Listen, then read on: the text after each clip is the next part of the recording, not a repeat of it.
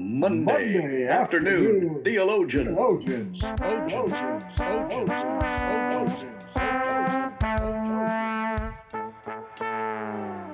Here we are again, and we're kicking off a new season. A new season? How can we do that? It's not done with winter yet. We're not even close to spring. And according to Punxsutawney Phil, I don't know, he's probably better than the groundhog that was in Canada when they were waiting for him to come out, and he wouldn't come out, and he wouldn't come out. So they went in after him, and he'd met his demise in the little den. And so I think that means Canada is going to have winter forever. They're going to have a new ice age. We got one locally in Michigan, too, and he disagreed with Phil this year. Well, good for him. I can't remember. It's like a W something. It's like Willy Wonka or something. I can't remember. But they said that our groundhog in Michigan has been right more often percentage-wise than Punxsutawney Phil. Punxsutawney Phil. And we're expecting 14 to 24 inches of new snow between now and tomorrow evening. Aren't you lucky? Yeah. And today on Valentine's Day, when we're recording this, by the way, here in Michigan, it's like 50 degrees and sunny outside. How nice. Oh, nice. Well, I'm looking forward to this season, and I'm looking forward to it for several reasons. One of them is that I have become more aware of spiritual fruit in my life because you and I started talking about what we wanted to do several weeks ago. And so it's been sloshing around up in that jello-like brain of mine. And also a friend of mine, it's a part of one of our small groups at our church that we're called Old Guys Having Coffee, because we're really big on titles. One of the old guys that has coffee with us had said, I really like technicalities. I'm into that. You know, he rebuilds trucks and stuff. He said, but some of the sermons that I hear when it gets very technical sounds like you're explaining the owner's manual to a vehicle. And he said, and that's good. And I appreciate that because I'm an owner's manual kind of guy. He said, but sometimes you also want to get to the part where they tell you how to drive the car. And what he was saying, I think, is I liked some practical application to say, how does this flesh itself out in my life on a regular basis, day to day? And I thought, well, that's really good. And that's going to help us, I think, because that's where we're headed in this particular season. Season 6. We're looking at a very practical application, and we're going to be looking through many of the practical expressions of the 9 fruits of the Spirit, which are love, joy, peace, patience, kindness, goodness, faithfulness, gentleness, and self-control. It's interesting that separately from my experience just before the first of the year, where I was convicted about the fruit of the Spirit and how some of them were not manifesting in my life. And so I thought, well, maybe I ought to explore that as my challenge for the new 2023, not so much as a resolution, but more as life application. And then a couple of weeks later, you came in and said, you know, we've talked about this and we've talked about that, but I'm thinking that we may want to concentrate on the fruit of the Spirit because of the application that is going to be impactful in the lives of our fellow theologians, because we have taken a hard look at some very intricate things in theology in previous seasons. And I think we were both looking for a way for the application to impact our own lives and those in this Afternoon Theologians flock, to help them with the practical applications that come from the Bible and how we manifest Jesus into the life of others. Absolutely. Well said. And we're looking forward to doing just that. It's already starting to manifest itself more, and my awareness has grown a lot. I'm developing a new sense of fruit awareness. I've heard it said both fruits and fruit. Yes. Some saying it's all one single, but yet I think we can break them apart and call them fruits as well. I think you're right. Here's a picture that comes to mind when you say that. It is when you look at a spider web, we say web singular, but it's made up of a whole bunch of different strands. And so we could say spider webs, and it would be right, but we normally just call it one. And so when we think of the fruit collectively, all 9 being put into play because of the Holy Spirit activating those, activate the Spirit, He activates those in our lives. And as we do so, we start to see how interconnected they all become.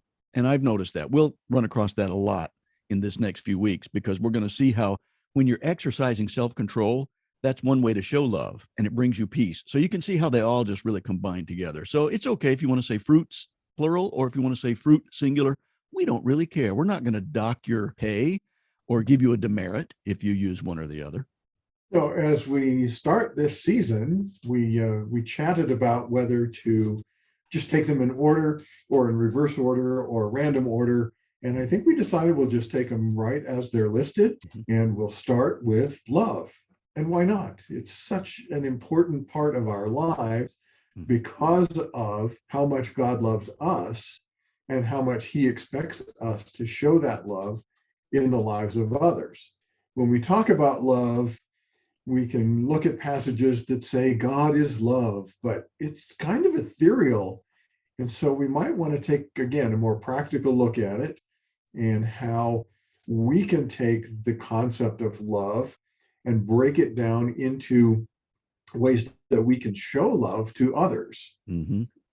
I like that idea. And I know that I recommend a book, and it was really cool because when I looked at your notes that you sent as you were thinking through this, it's another one of those affirmations, just like when we both kind of hit on the idea of fruit of the Spirit at very close to the same time. Same thing happened. I looked at one of these things that you said, maybe we could use the 5 love languages from that book called The 5 Love Languages to start showing some practical ways that people can express love. And I thought, that is so good. It resonates with me because I recommend that book to couples when I'm doing pre-marriage counseling with them. And I think it's a great place to start. And it's so practical. So ding, ding, ding. I feel like the Holy Spirit was involved in leading us to that as one of the things that we can do to kick this thing off. And maybe you can describe for us this first love language that people have and talk about how we can express that to others. The concept really resonated with me from a long time back. And I'm just going to run through them really quickly, and then we'll talk about them individually. And the 5 are acts of service, or things that we can do for someone else. There's gifts, when we give something to somebody else. Time, or the fact that we are in the presence of somebody else for extended periods. There's words of affirmation, which means that we're just building somebody up with the words that we say. And then there's physical touch. So all 5 of those are different ways that people will show and accept the love that we have for them. One of the things that I recalled instantly when I read that list was something that I had read in a biography of the singer Rich Mullins, who's in heaven now. There was a time when he got in an argument with his road manager. The road manager, who was a female, woke up to a sound outside her window, and it sounded like a motor running or something, and she couldn't figure out what that noise was. And she went to her window and peeked out through a crack in the window and looked down. And it was the next day after their argument, and there was Rich Mullins, this famous, then pretty famous singer, mowing her lawn. And she recognized that that was Rich's way of saying, I'm really sorry. I was wrong. He was doing an act of service for her by mowing her lawn. And I love that. It's so great. So you can see this manifested in a number of ways. Somebody will get up, go and do the dishes, even though they weren't asked to do so. That's an act of service. Some guy might see his wife struggling with the vacuum cleaner, and she's done that time after time. And he goes, I could actually serve my wife by vacuuming today. I'm going to do that for her. There are many ways that we can do that. And I love that because it's very practical. Well, and I think of those very practically in the relationship I have with my wife, because at this point I have the luxury of being moderately retired, although there are some things that I still do to add to the family income, but I do most of the cooking in the house. Each day I set up the coffee to go the next morning. Just this morning, I went to the grocery store because that's part of the mesh of tasks that we have worked out so that she can do the things that she wants to do. She's still working in a profession, and so she spends a lot of her time there. So I take up many of the tasks that would normally be considered in the female side of the equation for a relationship. But that's just tradition. That's certainly not how it has to work. There are many acts of service that go into my pile that I don't even think about anymore, because that just is how our household runs more smoothly. I love that. And I love the fact that you can adjust your roles and they don't have to be traditional roles. And I also love the fact that you can actually cook, because Joy and I visited you guys last year and you did cook, and you actually have a gift in that area, which means that it's a blessing to her. One of the acts of service that I could do for my wife would be to not cook. And I'm sure she would be very appreciative of that. If I can order out and go pick up dinner and bring it in, she's much more appreciative of that act of service than if I tried to actually cook.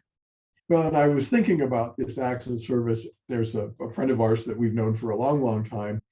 And his love language, he says, was food, because he says, what I do is I feed people. I mean, that's his expression to others. Nice. And we all appreciated it, even if our primary love language was something else. No kidding. Yeah, most everybody can agree on that one. Yeah, and when we were actually sharing a house, there were always, strays and so forth that came in for holiday meals, and it was almost an open invitation to pretty much anybody who wanted to come join us. That was his love gift. Kind of a combination of the first two. It was an act of service, but it also was a gift. I love it. That's so good. And I've appreciated that too. You reminded me of that. This is the first time I've thought about that guy in a long time. And I love that. What is the next one on the list that you read for us? And how can we express that to others? Well, it's kind of interesting that being on Valentine's Day, it is a big gift giving day. And it's an interesting day because they're kind of expected. When I went to the grocery this morning, because I wanted to beat the storm, I saw a number of people with flowers in their carts. One guy was untying some balloons that had the shape of hearts, and they were red and pink. It was an expected gift-giving day. And yet in my household, we talk about it and we go, we don't need that. But for some, if they don't get something today and it's not something really nice, they're going to be peeved. I mean, I spent a long time in the flower business, and Valentine's Day was one of the two busiest days of the entire year. And we made a nice profit on Valentine's week, as we did at Mother's Day, because some sort of something was expected on this love day. We sent out a ton of stuff. There were some happy recipients, and there were some not necessarily happy recipients because of the size of the gift that they received. I'm sure. And it's funny because I noticed in talking with a lot of couples in pre-marriage counseling, especially, people can be speaking what they think is a real love language, and they're just shouting at the other person, so to speak, through that love language. And if a person is spending a lot of money on little gifts for their special other, and that person is not really resonating with that, it's possible that that's not their love language. Like if they are a person with physical touch as their love language, they say, I just want to cuddle on the couch and watch a movie together because I like being close to you. The other person saying, yes, but I spent all this money and I shopped for 4 hours finding just the right thing, and you acted like you didn't even appreciate it.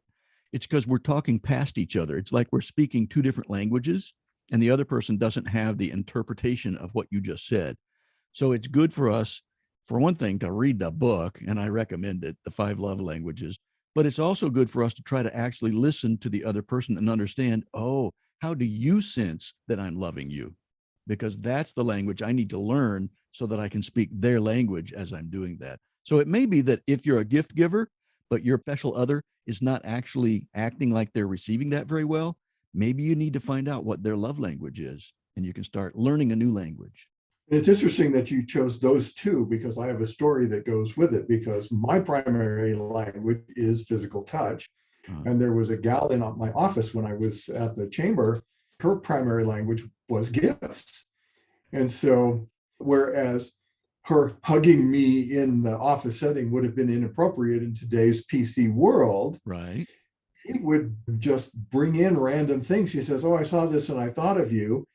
Or she would come in the morning with cinnamon rolls, or she would decorate the office of the coworkers for their birthday with a little something on the table to go with it to say, I'm thinking about you, because gifts to other people is how I express my love for them.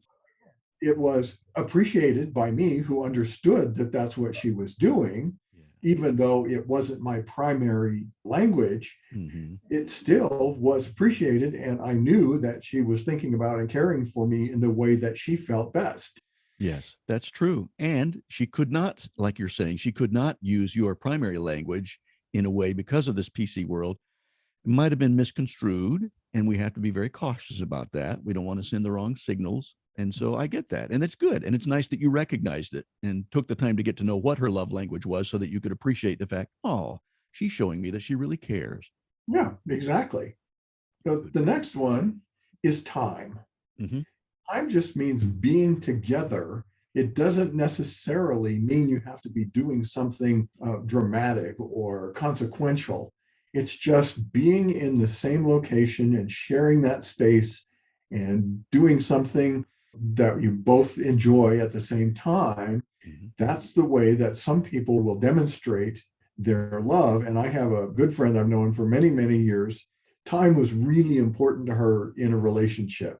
And it never resonated with me the same way, but to her, that's how she knew that somebody cared about her, especially when she was looking at a romantic relationship, something we never had together, but we did spend time together doing various things. And she worked with me on some projects. And I know that she appreciated the time that we spent together, even though it wasn't that kind of relationship. But I knew that as she was seeking that through a number of gentleman friends that she had, that it was difficult for her when that other person didn't want to be with her. That makes sense. And I've seen that happen a lot with couples. The guy will be working extra hours so that he can get lots of money, because he might be thinking that those gifts that he's giving are helping show his love. And the wife is going, I know, but you're gone all the time. We're never together. And I just want you to show me that you care about me, so you're not emotionally there for me. And he's going, but I'm doing this all for you. So you can see how they're really missing each other in their love languages by that. It's important for those of us guys sometimes who, and I've talked with a lot of men who are this way, we tend to want to map out our route in the grocery store, and we try to beat last week's time on how quickly we can get the items we're going to get when we go to the grocery store. Many men are like that. We're competitive and we want to be efficient. Whereas sometimes the women in our lives, not all of them, but some, many, will want to stand around and look at the stuff, and they'll wander around, and they're zigzaggy. They're kind of the spaghetti route instead of doing the efficient route, which used to drive me up the wall, because I would be thinking I could be home working on another piece of music and an arrangement right now. And here we are spaghettiing our way through the store. So I had to slow myself down and think, wait a minute, I am speaking one of her primary love languages by spending time with her. I need to be writing that song in my head while I'm smiling and nodding at her and watching her read the labels on these jars. But I need to spend time with her and not be irritated by that, because it's easy for us to get irritated if we don't think the other person is valuing us. But by valuing her and giving her my time, it was making a big difference. And we do that almost weekly now. Joy and I will go out and spend a couple of hours. We have a couple of different stores that we go to because we get better prices on stuff at this one. And it's a good time together. And we've learned to appreciate that that is one of the love languages that communicates with one another. I think that's the first time I've ever heard spaghetti as a verb. Yep. Oh, it definitely is. Yeah. And in the relationship I have with my wife, we will spend time together, maybe watching a movie or something, and just being there in the same room together. And often we'll chat about stuff, and we'll make a private joke about something that's going on in the movie. And we don't have to be doing anything particularly special. Yeah. But that's one of the ways that we are communicating that our relationship is important to each other. That's for sure. I also thought about something that really communicated big time for me when I was playing trombone a lot in college. My father, who grew up in the sand hills of New Mexico, he became an engineer. He worked outside a lot in the first half of his career, and then he was doing a lot more engineering stuff on paper helping plan stuff in an office later on, but he still loved to be outside a lot. And he wasn't really terribly musically inclined. He said he played the radio. That was the instrument that he played. But he showed up a lot. I noticed that when I would have a concert to play with our wind ensemble from Grand Canyon College, where you and I both attended, Dad would show up. He'd be there in the audience.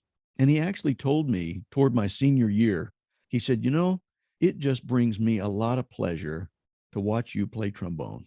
And that was probably one of the kindest things he could have ever said to me, because he came from a family that they didn't say, I love you a lot, especially the men. That, guys, they're just not that gushy. But for him to say that to me and for him to show up and give me his time, man, that communicated to me, I care about you because I love you. So even if somebody doesn't use the word love a lot, listen to their love language. It may be that they've been communicating that to you all along. Yeah, and I think right there you show that there are ways that some of these languages overlap.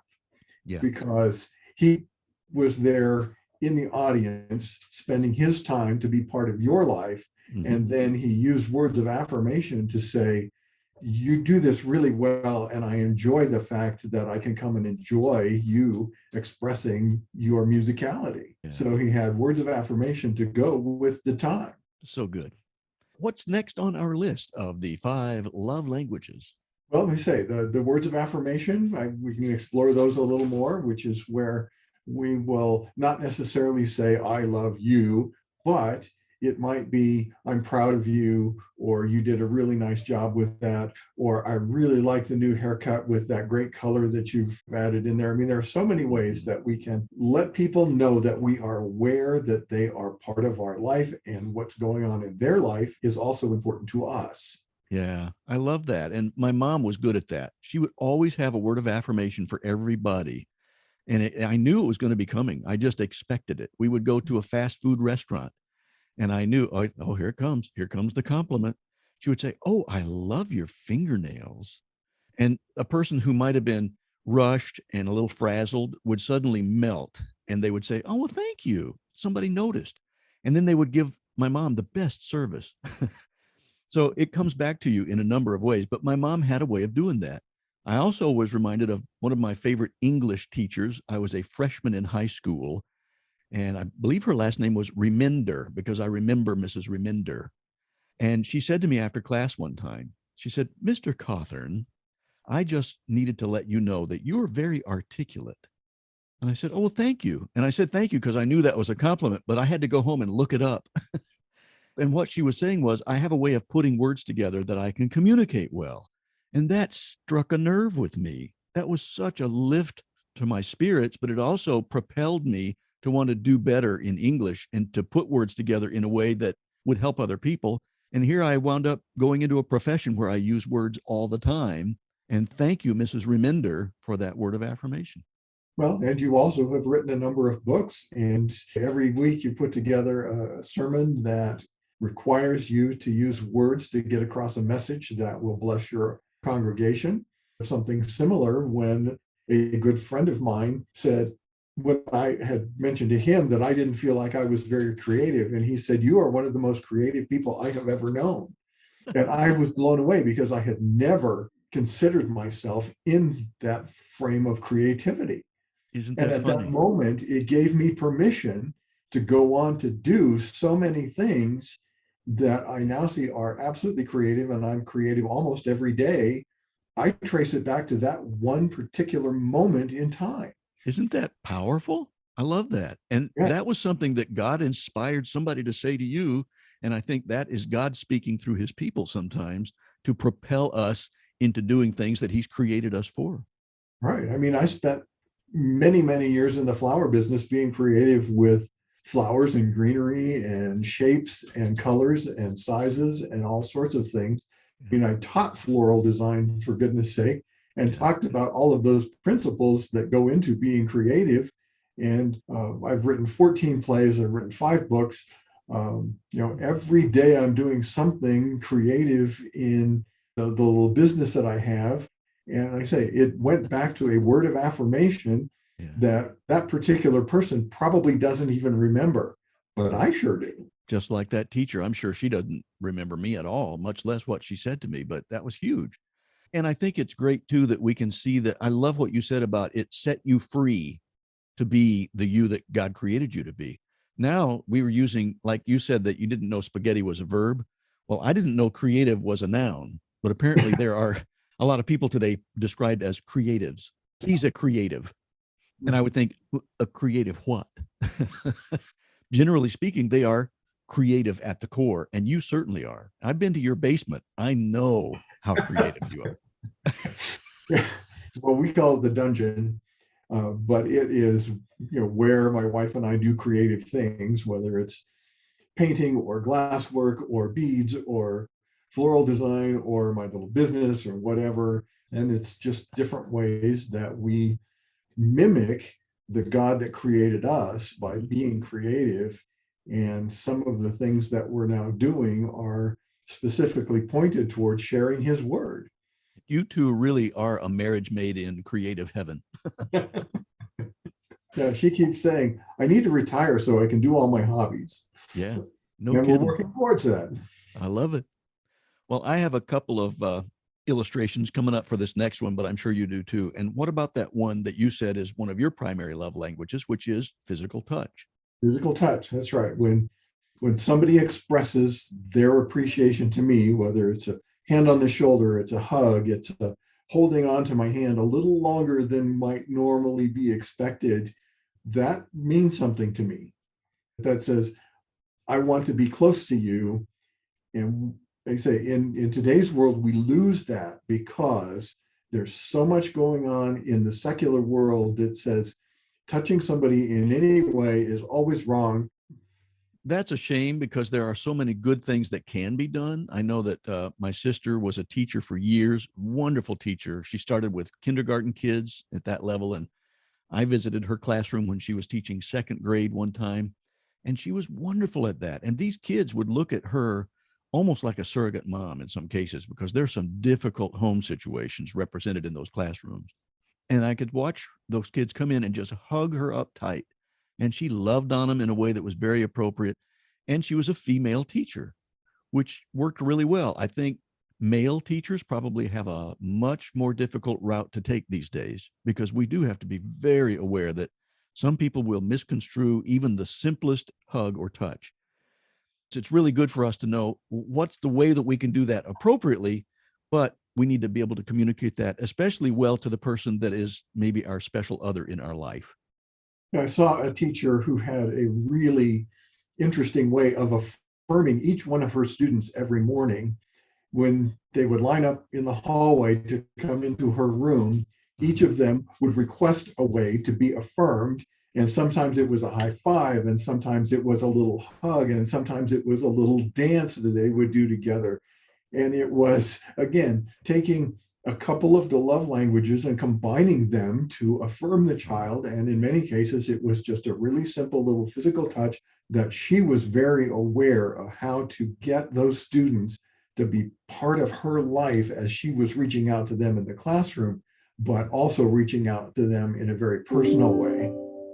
I love that. I really appreciate the fact that she took the time to have them tell her which things would mean the most to them too, because she was listening for their love language as well, like you're saying. That's beautiful.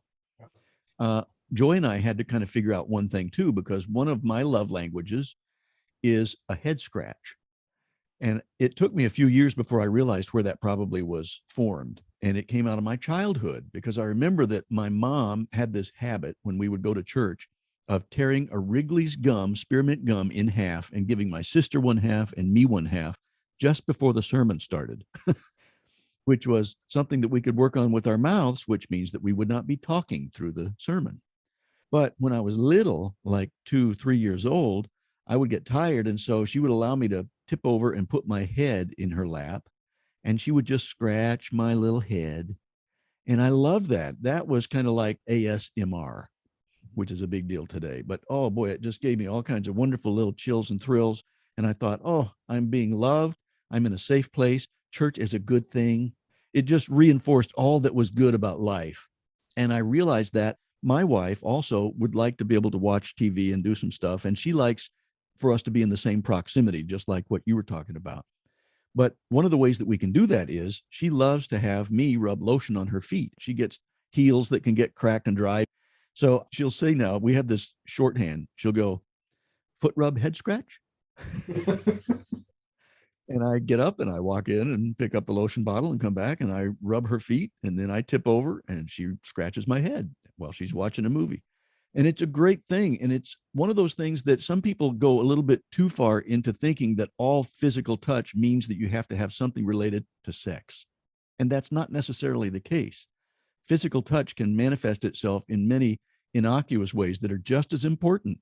Folks, I think, have overemphasized sex in our culture, that we feel really slighted if something doesn't lead to that specific manifestation of physical touch. There are many ways for us to be able to express these 5 love languages without necessarily just going to sex all the time. In some of the folks that I read, Philip Yancey comes to mind. He's one of my favorite authors from back a couple of decades ago when I was reading more of his stuff. And I think he had said something, I'm going to paraphrase it because I don't remember the quote exactly, but it's something to the effect of, we have unfortunately swapped out soul to soul relationships for flesh to flesh. We have reversed the order in which they should come. And that's what I try to teach couples that are thinking about getting married, that we really need to fall in love with the person first and not with their body. And we have put flesh to flesh way above soul to soul. And then we think that if we can just get the sex life going well, that will save the marriage. But we've distorted that so badly that we're missing the soul to soul. We're not really friends with that other person. We're just trying to scratch an itch, and we're trying to meet our specific physical need. And if they won't do that, we feel like that they're slighting us, which doesn't have anything at all to do with the kind of agape love which puts others before ourselves. And so this 5 love languages can help us learn to serve others, speak their language, not be so concerned about scratching our own itch, but how can I display to them in their love language that I really appreciate them? We're finding that there are many practical ways to express these love languages, and all of them are ways for God to channel these fruits of the Spirit, or fruit, through us to other people so that they can see him more clearly. And I think you had put something down that resonated with me too in your notes, which is God actually uses all 5 of these love languages. He does. And I think it's not unexpected that we relate to those on a human level, that he being the author of love, he being love, I won't want to say, well, I guess we can say incarnate with Jesus, but beyond that, before we had Jesus as our role model, he was demonstrating those things to us in really practical ways. I mean, we look at acts of service. I mean, we saw Jesus would heal people. That was a service to them when they had a physical need. We saw that he provided food for them in vast settings with, 4,000 or 5,000 men plus women and children. And then, of course, the ultimate act of service, he went to the cross to pay for our sin. I mean, those are ways very practically that he felt with physical needs and spiritual needs, and they were all demonstrations of his love for us. Yeah, no kidding. He did. He was the ultimate expression of an acts of service giver. And boy, did he ever. He just gave himself away, literally gave himself away. And the second one about gift giving, he certainly gives gifts. All good gifts come from heaven. Everything good that we have on earth is a gift from God. He showers us, even with the material blessings that we have. We sing a song on Sundays sometimes about even the air that we breathe is just something that's a gift from him. Every breath I take is a reminder that this is a gift from God. Well, and he also says that if you will seek me, I will provide all of these things that you need. You don't have to worry about that. It's all covered. It's taken care of. All you need to do is make sure that your relationship with me is in good standing, and I will provide everything that you need. I think it's one of the most quoted scriptures that we have out of Matthew 6. And we just can see that he loves us so much that he wants to shower us with those things that we need. It's so good. And he is so generous that way. He's also such a really good listener. I mean, just incredible. You talk about when my dad showed up and he would just be there to listen to me play trombone. He was there for me. God is always there for us. He is faithful. He's the ultimate expression of faithfulness and gentleness. I mean, he's gentle as he listens, and we can pound on his chest when we're angry at him, and he just keeps taking it. And he keeps pouring his grace and love out to us to say, I know, I get it. You got any more? I still love you. Yeah, I had a friend who said, when I'm in the car, it's not uncommon for me to yell at God. It says, because he can take it. And he wants us to seek him, even if we're unhappy with how things are going, if we're unhappy with him or how we are not necessarily seeing what's ultimately best for us as he does. He allows us to express that. But on the other side of that coin, he will listen to us when we are actively seeking him in prayer, when we're communing with him, when we're expressing how much he means to us before we're talking about those things that we feel like we need. You know, one of the things that's been hitting me over and over and over again, sometimes multiple times a day, is that if we want to be in the dead center of his will, then we will be praying for people to come to know him. Mm-hmm. You know, if we are working towards sharing the gospel, then we are smack dab dead in the center of what he wants most of all. Yeah. And he's there for us to build us up to be ready to do that, and also to be praying for those people that we know need him, that Mm-hmm. are important to us. They are way more important to him. I've been praying just this morning because I've been listening to a song by the Christian band called We the Kingdom. They've got a song called Dancing on Waves, and it is so powerful. I just get caught up in my prayer for a couple of people I've been praying for this last couple of weeks. I'm just praying that God, who chases us down and invites us out to be with him so that we can literally be dancing on waves with him. I'm sure that that was inspired by Simon Peter.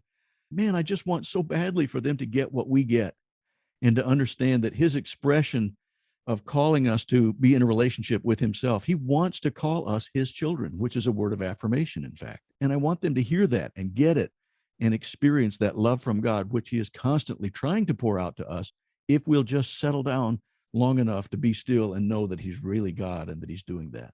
Yeah, he wants that relationship with each one of his children more than the children want that relationship. Yeah. You know, one of the love languages that we are able as humans to demonstrate, that physical touch, that's a little tougher for God to do now that Jesus has been taken out of the world. Yeah. But we can certainly look back at how he interacted with, you know, his disciples and the people that were around him. Mm-hmm. And one of the things that we notice so often is that when he touched people, they were healed. You know, whether it was touching the garment for the woman who had been bleeding for 12 years, or whether it was taking some mud and making a salve that would heal blind eyes. You know, so many times, I mean, we see all over the place, the scriptures say, you know, he was there healing them before it moves on to a particular story that the writers were wanting to share. One of the things that we talked about a little bit earlier was we never see that Jesus was specifically healing one of the disciples. It was almost as if, you know, in the everyday touching of a shoulder or giving a hug or whatever, that they were just being healed all the time. And we don't necessarily know that that is scripturally accurate, but it sure sort of seems to be. Yeah, I had never thought about that until you mentioned it, as a matter of fact. But you just don't read about any of the 12 saying, oh, he had to take a day off today. He had to call in sick. It just doesn't happen. So, Yeah, well, you know, Thomas was sneezing all morning, and so Jesus touched him.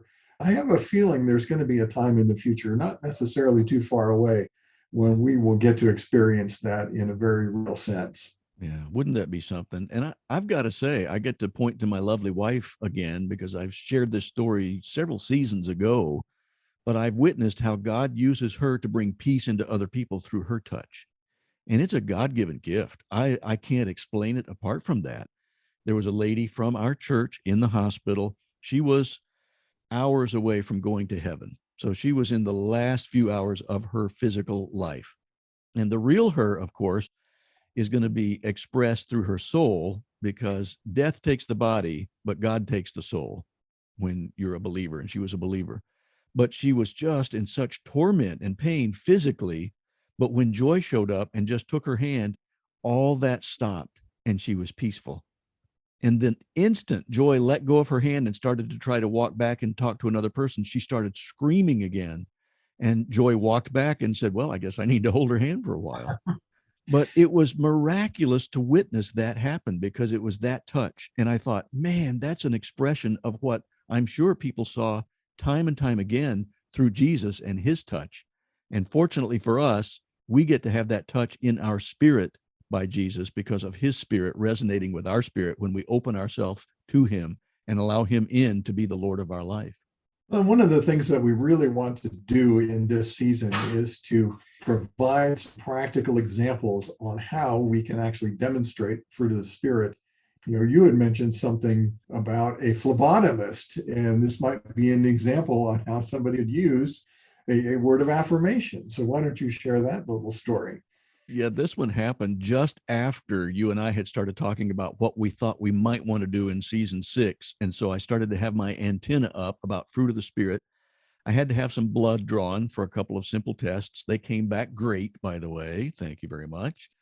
And I got into the phlebotomist's little office, and she kind of just started barking orders at me. She wasn't just in a hurry. She was just downright rude.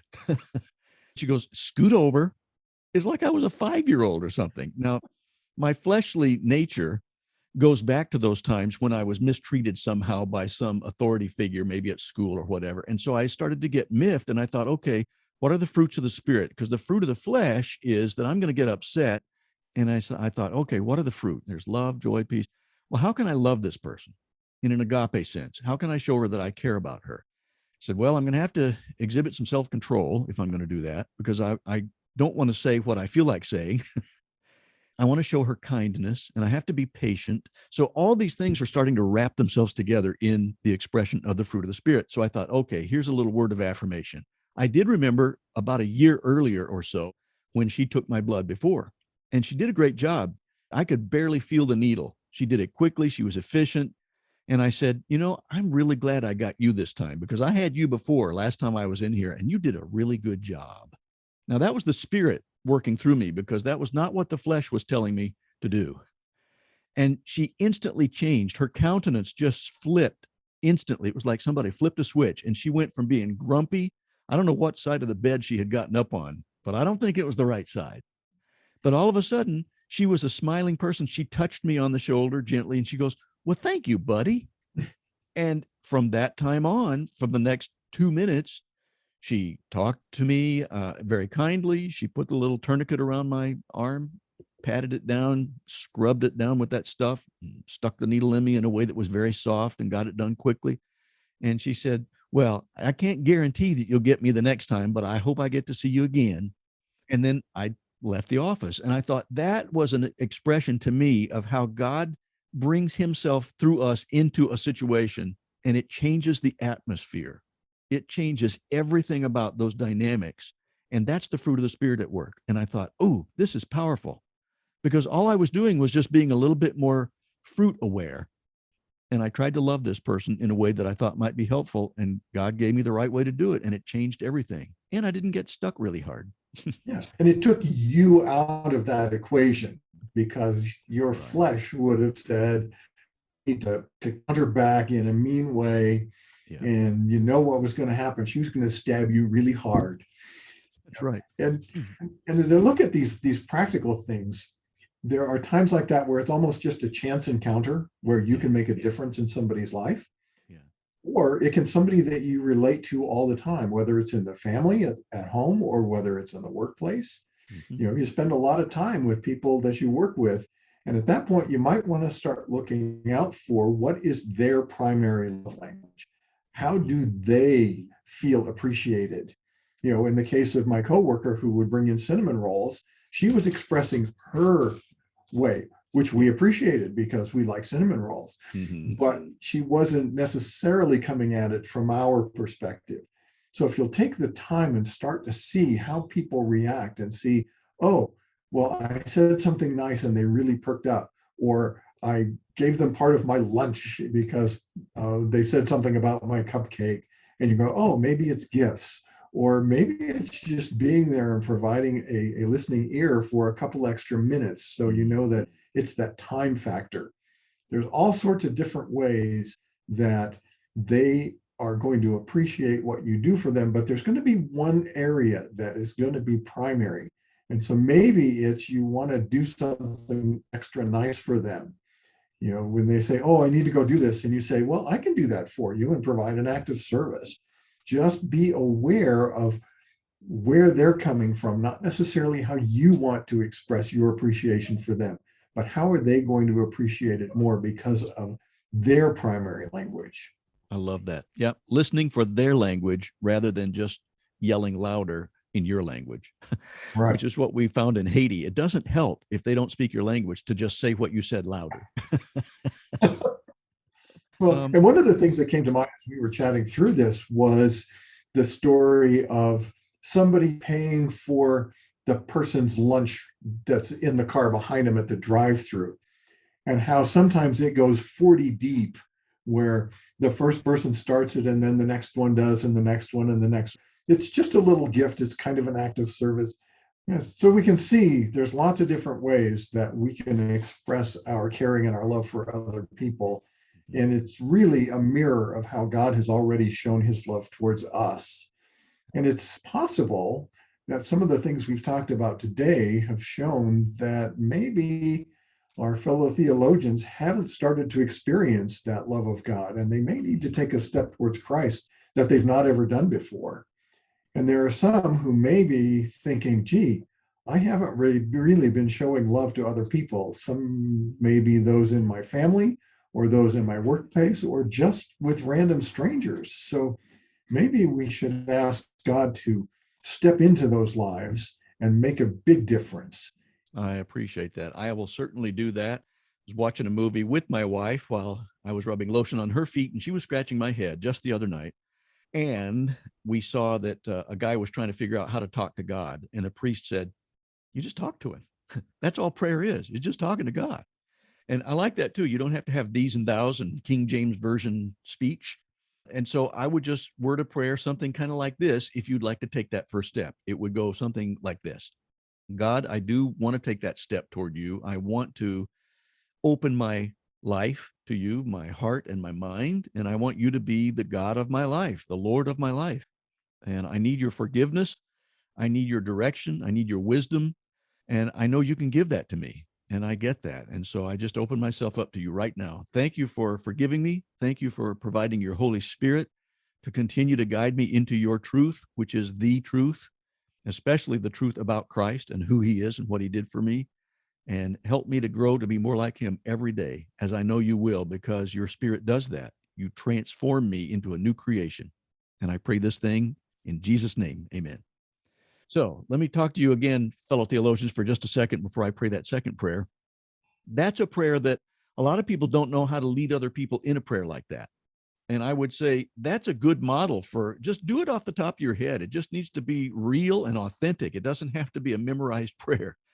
When that vacuum cleaner salesman that I mentioned several episodes ago came into our house and cleaned our carpet for us in a demonstration, and then I was able to say, now that you've given me your spiel, would you mind if I give you something that I think is even more valuable than a vacuum cleaner?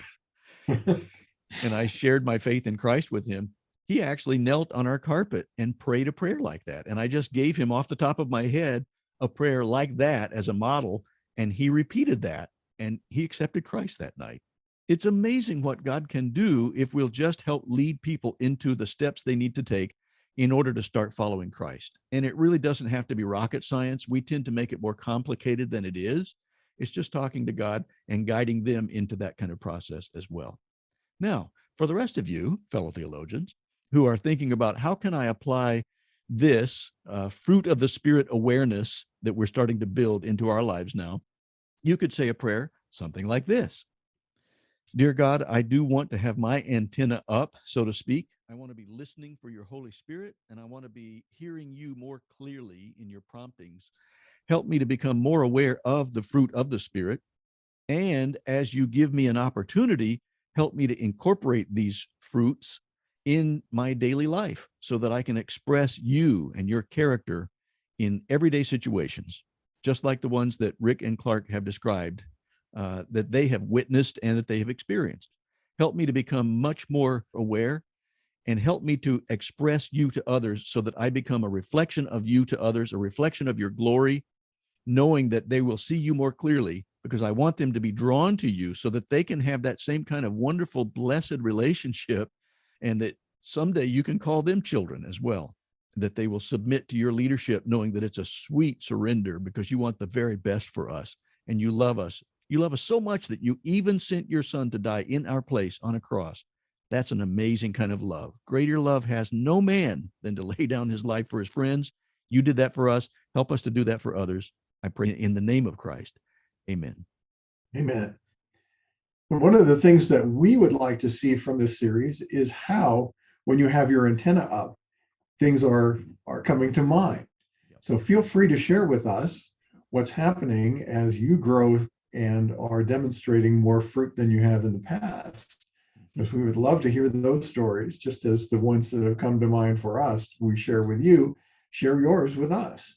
We would indeed. And you can email us with a story that you've got, or in a way that God has revealed one of these character qualities at work. And you can send that to MondayAfternoonTheologians@gmail.com. Simple as Very that. simple.